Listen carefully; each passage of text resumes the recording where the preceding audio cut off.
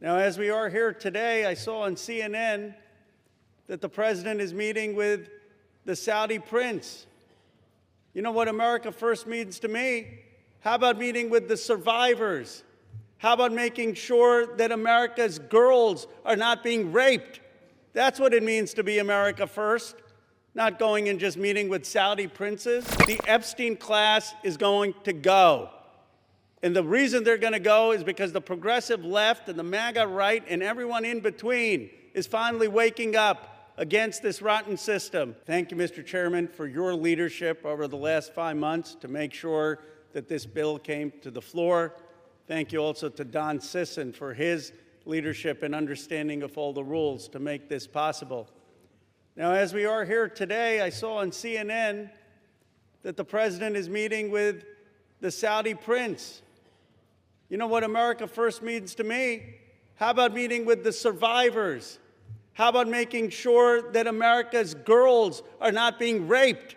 That's what it means to be America First, not going and just meeting with Saudi princes. You know, I am so honored to be here and working together with Congressman Thomas Massie, who's shown so much courage and principle, and I'm so honored to be here next to Congresswoman Marjorie Taylor Greene and Congresswoman Nancy Mace. I was telling someone, they said, what did you learn through this process? I said, sometimes we have to see people not just through their caricature. And I had caricatures of Representative Greene and Representative Massey and Representative Mace. But what I saw is they cared as Americans and human beings, and they stood with courage. And they looked at this not from politics, they looked at this as what is right. And I'm proud today to be a member of Congress. I'm proud to work with them, and I'm proud of what we are showing this country is possible. That if we actually care about American values, maybe we can overcome some of the bitter divides in this country. If we don't care about just getting the credit and maybe work together, we could actually care about forgotten and abandoned Americans like the survivors that testified today. I was so moved by their testimony. How can you hear their testimony, as all of us have heard, see their tears, see them holding up photos at the age of 14, and think that they're not telling the truth? This is not politics, this is humanity. Sometimes we get into these chambers and we forget what happened, of how we grew up. Most of us, we grew up, we went to barbecue, we went to Little League games, we went to church or temple. We didn't fly around in private jets and go to a rape island. We didn't buy off politicians and tell them to keep quiet.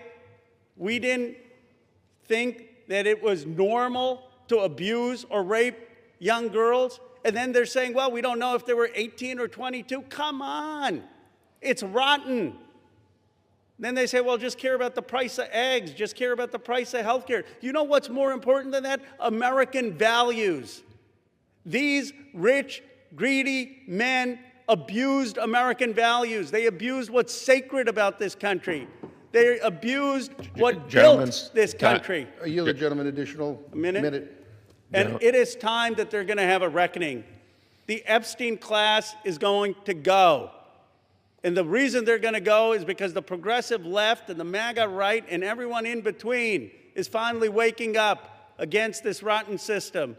And when people are united, when people work across the aisle, amazing things can happen because the American people are kind and good and decent.